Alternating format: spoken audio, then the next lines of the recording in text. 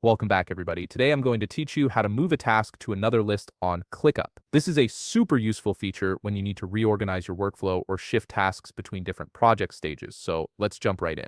First, you'll want to go to clickup.com and log into your account. Once you're logged in, you'll land on your main dashboard where all your workspaces and projects are visible.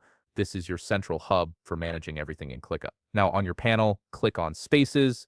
This will show you all the different spaces you've created for organizing your projects. Go ahead and click the specific space you want to edit, then click on the list that contains the task you're working with. This opens up that particular list so you can see all the tasks inside it. Next, find the task you want to move to another list.